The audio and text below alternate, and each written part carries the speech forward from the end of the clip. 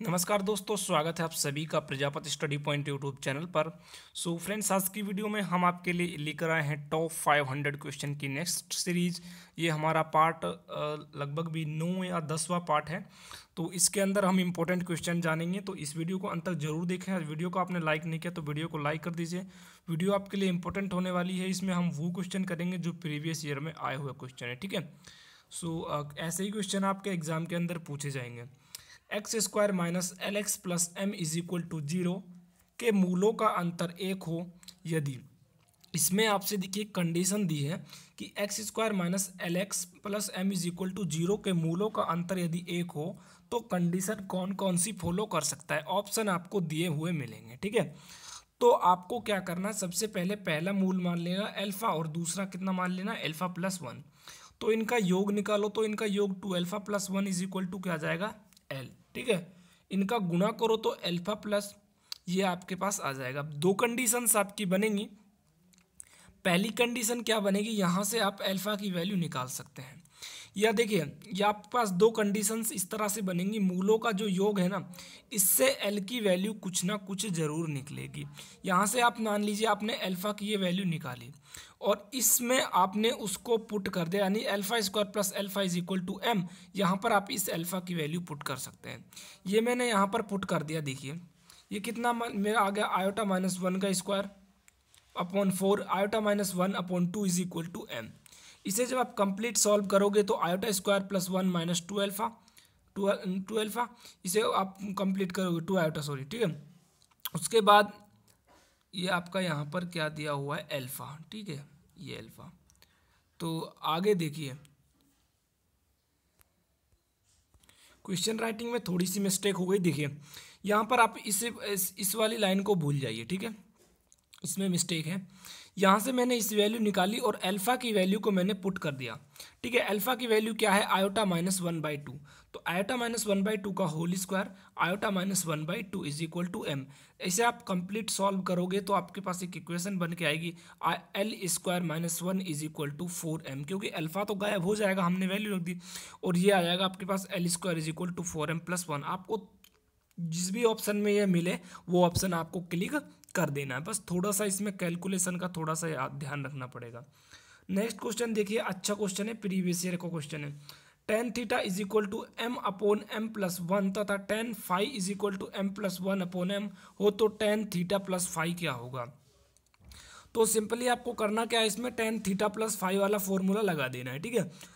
देखिए tan theta plus tan phi upon 1 minus tan theta into tan phi. Solve कीजिए complete को, M upon M plus 1, M plus 1 upon M, ठीक है। ये आपने complete इसको सॉल्व किया, यहाँ से 1 को हटा दीजिए, ठीक है। कंप्लीट जब आप इसने सॉल्व किया तो देखो ये क्या बनेगा, नीचे आपका 0 बनेगा। क्या बनेगा भाई, ये एम प्लस 1 से एम प्लस 1 कैंसिल और एम से एम कैंसिल, 1 माइनस 1 0 बनेगा, ऊपर चाहे कुछ भी हो। तो ये आपका क्या आएगा, इनफाइनाइट। क्या जाएगा आपका, इनफाइनाइट, ठीक है। तो यही आपसे इसमें वैल्यू पूछी थी कि टेन अल्फा प्लस थीटा की वैल्यू क्या होगी। थोड़े कॉम्प्लिकेटेड क्वेश्चन है जो मैं आपको करा रहा हूँ, बट आप यहाँ पर एक बार कर लेंगे तो कोई प्रॉब्लम आपको नहीं आएगी। -1/3, 0 बिंदु 1, -2 तथा -3, 4 को मिलाने वाली दूरी किस अनुपात में विभाजित करती है। तो देखिए डिवीजन पॉइंट क्या होता है, m1x2 plus m2x1 upon m1 plus m2। y के लिए मैं बात करूँ तो m2y1 m1y2 plus m2y1 upon m1 plus m2। m1 और m2 है यहाँ पर जिस अनुपात में आप विभाजित कर रहे हो। तो देखिए मुझे किसकी वैल्यू चाहिए यहाँ पर, अनुपात की। तो ये वाला इस कंडीशन में 0 दिया हुआ है तो मैं तो इसे लूँगा, क्यों, क्योंकि यहाँ पर 0 है, ज़्यादा कैलकुलेशन करनी नहीं पड़ेगी। तो इसको मैंने लिया तो m1y2 m2y1, ये मैंने पूरा सॉल्व किया। m1 प्लस m2 इधर जाकर 0 हो जाएगा, 4m1 बराबर 2m2, m1 रेसो m2 क्या आ जाएगा, 1/2। कितना आ जाएगा आपके पास, 1/2, ठीक है। ध्यान रखना, अच्छा क्वेश्चन है। नेक्स्ट क्वेश्चन है आपका, यूनिवर्सिटी शब्द में से एक अक्षर चुना जाता है, वह स्वर होगा, इसकी क्या प्रोबेबिलिटी है। देखिए ऐसे क्वेश्चन में आप कॉम्बिनेशन वगैरह लगाएंगे तो बहुत ये आपके लिए अच्छा नहीं होगा क्वेश्चन, यानी कि थोड़ा लेंथी हो जाएगा।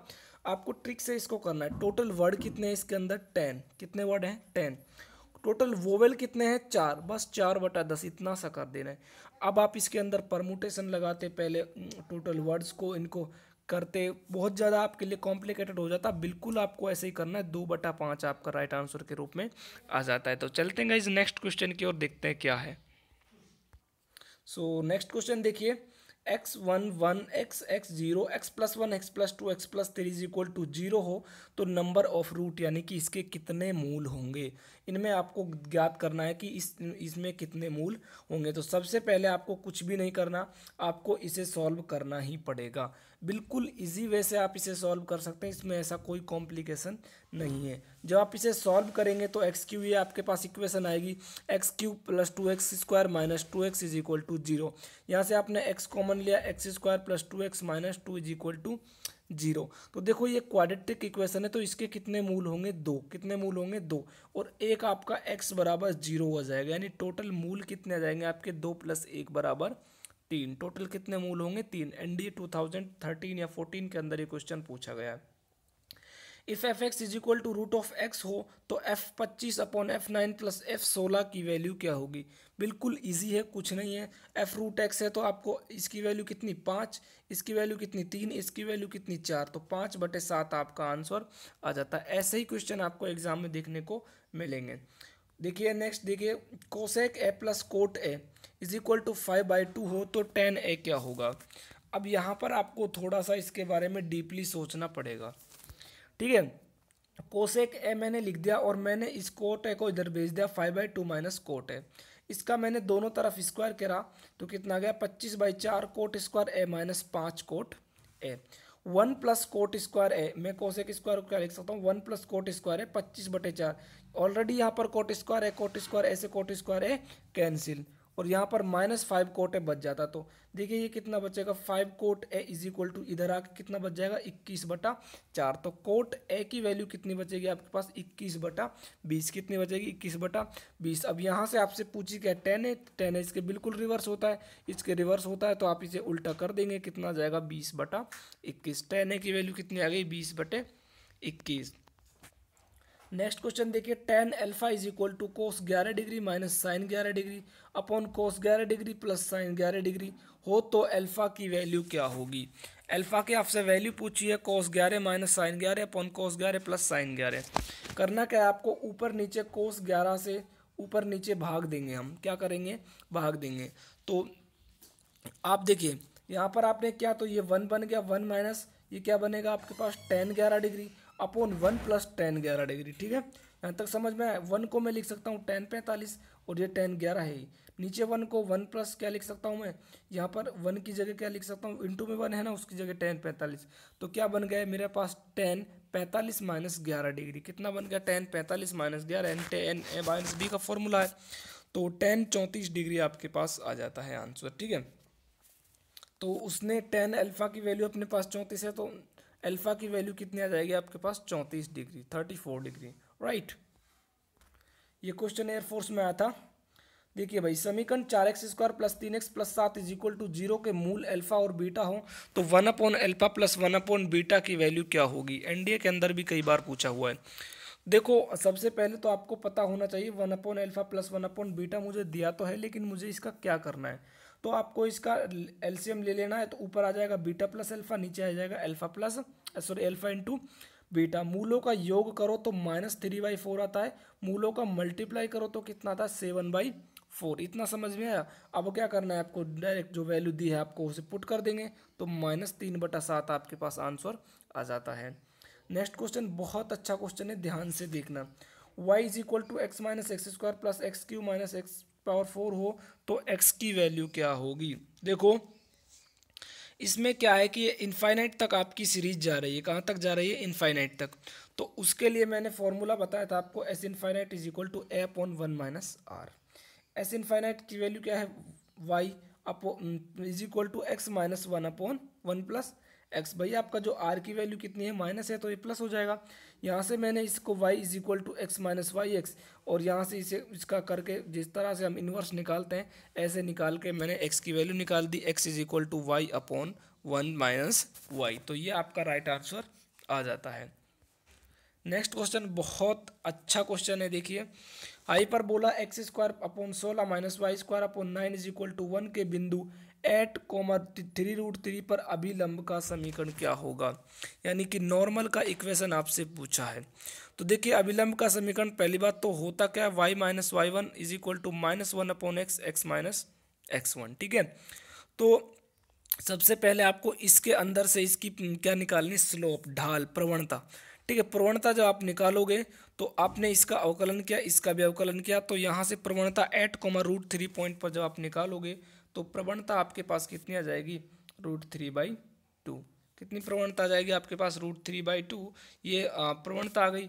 तो अब आपने जो जो वैल्यू आपको गिवन है आप इन्हें पुट कर सकते हैं, y माइनस 3√3, और इसको उल्टा करूंगा और माइनस लगा दूंगा तो -2/√3, x माइनस 8। कंप्लीट सॉल्व करोगे √3y plus 2x is equal to 25। ये आंसर आपका आ गया, ठीक है। कोई प्रॉब्लम, आई होप सभी को क्लियर हो गया होगा, कोई प्रॉब्लम नहीं होगी।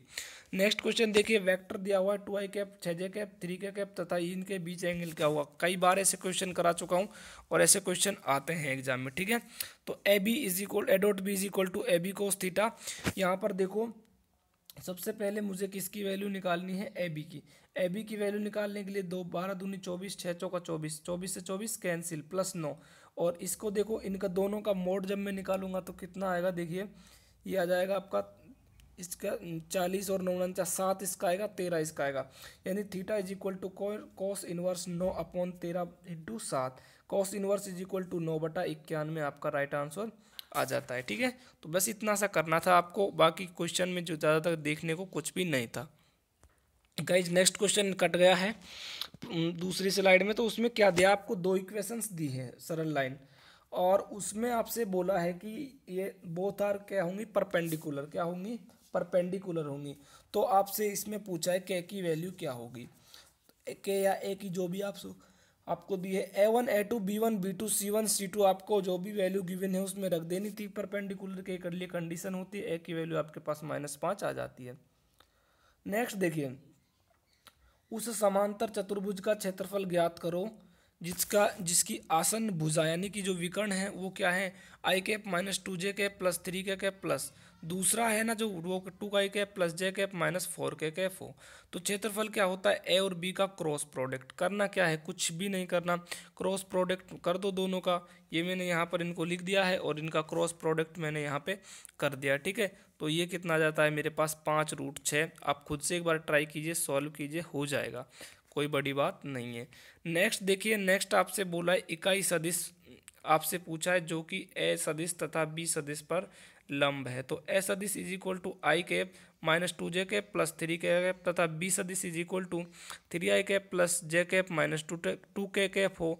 तो इनका सदिश देखिए, सबसे पहले आपको इनका क्रॉस प्रोडक्ट निकालना है, क्रॉस प्रोडक्ट तक का काम करना, फिर उसका क्या करना है आपको, इनका जो मोड है वो निकालना है और उस मोड का भाग दे देना है। आप निकालेंगे ये आपके पास आ जाएगा और इस मोड का भाग जब आप दोगे तो कंप्लीट जो आंसर है वो कितना जाएगा, -i cap plus j cap plus k cap upon √3, ठीक है। इतना सा बस आपको इसमें करना था।